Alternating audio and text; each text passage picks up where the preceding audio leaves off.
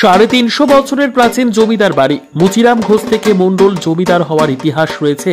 দামু কামুর জলদস্যুদের সঙ্গে যুদ্ধের কাহিনী সবকিছুই জড়িয়ে হদল নারায়ণপুরে জমিদার বাড়ির 300 বছরের প্রাচীন দুর্গাপুজোর ইতিহাসের সাথে। আজ থেকে প্রায় 350 বছর আগে বর্ধমানের নীলপুর গ্রাম থেকে ভাগ্যের খোঁজে বেরিয়েছিলেন মুচিরাম ঘোষ। ঘুরতে ঘুরতে বাঁকুড়া জেলার পাত্রসায়ের থানার নারায়ণপুর বোদাই নদীর তীরে এসে তিনি ক্লান্ত হয়ে পড়েছিলেন। সেখানেই শুরু করেন বসতি। সাক্ষাৎ হয় সেখানকার বিশিষ্ট গণিত আচার্য শুভঙ্কর রায়ের সাথে। তখন মল্ল রাজাদের রাজত্বকাল। মল্ল রাজা ছিল গোপাল সিংহ। একদিন মুচিরাম ঘোষ শুভঙ্কর রায়ের সাথে গিয়ে বিষ্ণুপুরের মল্ল রাজাদের সান্নিধ্য লাভ করেন। মুচিরাম ঘোষের ব্যবহারে এবং তার কার্যকলাপে খুশি হন মল্ল রাজা গোপাল সিংহ।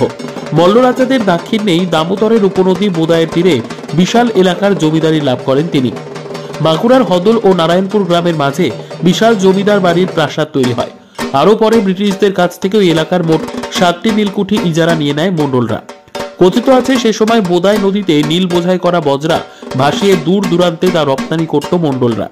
সে সময় নীল বিক্রি করে প্রচুর ধনসম্পদ নিয়ে বজরায় করে গ্রামে ফেরার সময় কোনো এক জায়গায় জলদস্যুদের কবলে পড়েছিল মন্ডল বাড়ির কোনো এক পূর্বপুরুষ। সেই সময় ওই জমিদারের সাথে ছিল 2 লাঠিয়াল দামু ও কামু। হঠাৎ করে জমিদারের বজরায় হানা দেয় জলদস্যুরা। সর্বোচ্চ লুট হয়ে যাওয়ার ভয়ে অসহায় হয়ে পড়েছিলেন জমিদার। তখন জলদস্যুদের সঙ্গে নিজেদের জীবন বাজি রেখে লড়াই করেছিলেন দামু ও কামু। জমিদার ফিরে পেয়েছিলেন তার সমস্ত সম্পত্তি, ফিরে পেয়েছিলেন প্রাণ। জলদস্যুর হাত থেকে বেঁচে ফিরলে বজরায় থাকা যাবতীয় সম্পত্তি দুর্গার নামে দেবোত্তর করে দেওয়ার মানত করেন তিনি। পরে তিনি সুস্থভাবে ফিরে এলে ওই বজরায় থাকা সমস্ত ধন সম্পদ দিয়ে বিশাল দুর্গা দালান, রাসমঞ্চ, রথ মন্দির, নাট মন্দির, নহবতখানা তৈরি করেন। বংশ পরম্পরায় পূজা চালিয়ে যাওয়ার জন্য বহু জমি ও পুকুর কিনে সেগুলি দুর্গার নামে দেবোত্তর করে দেন। একদিকে নীলকুঠির বিপুল আয়, অন্যদিকে বিশাল জমিদারির খাজনায় ফুলে ফেঁপে ওঠে রাজকোষ। তার প্রভাব পড়ে দুর্গাপুজোতেও। সে সময় পুজোর সময় 7 দিন ধরে নহবতখানায় বসত নহবত। দুর্গা মন্দির সহ সমস্ত মন্দির সাজানো হতো বেলজিয়াম গ্লাসের বিশাল বিশাল সেজের ঝাড়বাতিতে। পুজোর সময় বসত পুতুল নাচের আসর, হতো যাত্রাপালা। দুর্গাপুজোর প্রতিটি নির্ঘণ্ট ঘোষিত হতো তোপধ্বনির দ্বারা। দূর দূরান্তের মানুষ ও প্রজারা হাজির হতেন জমিদার বাড়িতে। আজ আর সেই নীলকুঠিও নেই জমিদারিও। তবুও বিশাল দেবোত্তর এস্টেটের আয়ে দুর্গাপুজোর আয়োজনে ত্রুটি রাখেন না মন্ডল বাড়ির বর্তমান প্রজন্ম। আজও পুজো এলেই মন্ডল জমিদার বাড়ির নহবতখানা থেকে বেজে ওঠে সানাইয়ের সুর। ভাড়ার থেকে পুরনো দিনের সেই ঝাড়বাতি বার করে ধুলো ঝেড়ে দুর্গাপুজোর সময় টাঙানো হয় দর দালানের বিভিন্ন প্রান্তে। দেশ বিদেশে ছড়িয়ে থাকা পরিবারের সদস্যরা আজ পুজোর সময় ছুটে আসে শুধু ইতিহাসকে ছুঁয়ে দেখার লোভে। 300 বছরের উপরে এটা হয়ে আসছে। এটা সূচনা হয়েছিল আমাদের আদি জমিদারের নাম হচ্ছে মুচিরাম ঘোষ।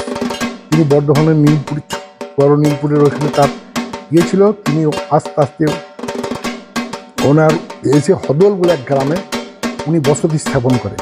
নদীর শালি এই যে বদাই নদী যাচ্ছে আমাদের পাশে, ওতে খাওয়ার জন্যে ওরা এসে এখানে এসে পত্তন করে।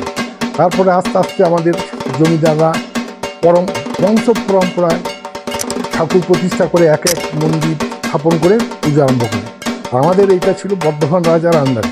তারপরে আমরা বিষ্ণুপুর মল্ল রাজার কাছ থেকে আমাদের এখানে শুভঙ্কর গণিতজ্ঞ এক ছিলেন, তার দেওয়ান হিসেবে আমাদের এই জমিদারি পতন হয়। এই পুজোটা কদিন চলে? 4 দিন। ষষ্ঠীর দিন বোধন হয়, সপ্তমী, অষ্টমী, নবমী, দশমীর দিন আমাদের বিসর্জনও হয়ে যায়, ঠাকুর বিসর্জন হয়ে যায়। 4টে দিন পুজোটা মায়ের আরাধনা করে। অনুষ্ঠান কিভাবে? আমাদের অনুষ্ঠান যেমন গুপ্ত প্রেস পঞ্জিকা মতে আমাদের পুজো হয় ওদের, এবং প্রতিদিন রাত্রেবেলা যাত্রা, নাটক, থিয়েটার, যে কোনো সময় যেদিন ফাঁকা থাকে দশমীর দিন বাদ দিয়ে বাকি 3 দিন অনুষ্ঠান হয়। এবং আমাদের বাড়িতে যত ফ্যামিলি থাকে তারা বাইর থেকে সব আসে এখানে পুজোর সময়, এবং তখন এই দুর্গা মণ্ডপে দাঁড়াবার স্থানও থাকে। মোটামুটি ধরে নেন এই ধারে পাশে যত গ্রাম আছে এরা আসে, মোটামুটি তারা পুজো দিতে আসে। তাদের এইটাই বড় পুজো, তারা এখানে আনন্দ উপভোগ করে, সবাই মিলেই পুজো টুজো দেয়, সবাই করে। এটা তো আমাদের পারিবারিক পুজো, কিন্তু তবু আমাদের গ্রামের যে পাশাপাশি গ্রাম আছে তারা এখানে এসে জমায়েত হয়, তারা পুজো দেখে, বলি দেখে, সব করে। পুজোতে তো একটা মোটামুটি খরচা অ্যামাউন্ট প্রচুর পরিমাণ, হ্যাঁ। সেটাকে সমস্ত ফ্যামিলি আমাদের সবাই হ্যাঁ না, এটা হচ্ছে আমাদের দাদুরা জমিদারি প্রথা, তো জমিদার দেখে গেছিল, সব ঠাকুরের নামে জমিদারি আছে। কিন্তু এখন তো বুঝতে পারছেন তো, জমির থেকে ধান উৎপাদন হচ্ছে, চাষিরা দিচ্ছে না। কিন্তু আমাদের বাড়ির ছেলেরা যারা থাকে, তারা ওই যাত্রার অনুষ্ঠান তার থেকেই আর কি যে খরচ করে, তারা যে পকেট থেকে দেয়, আমরা যেমন দিই, সাহায্য করি, সবাই সাহায্য করে। আর এমনি পুজোর জন্য আমাদের দেবত্বদের থেকে টাকা থেকেই হয়। পুজোর সময় দেখা যায় অনেক অনেক জায়গাতে একটা দুস্থ মানুষদের হাতে বস্ত্র থেকে আরম্ভ করে এইসব বিতরণ করে, সেটা কি এই রাজবাড়ি থেকে? না না হয় না, এবার থেকে আমরা একটা চিন্তা ভাবনা করছি এটা করার জন্য।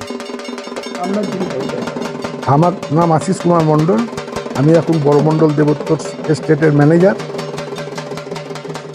এটা কোন জায়গা? এটা হচ্ছে রামপুর বড়মণ্ডল দেবত্তর এস্টেট। এটার জায়গাটার নাম হচ্ছে রামপুর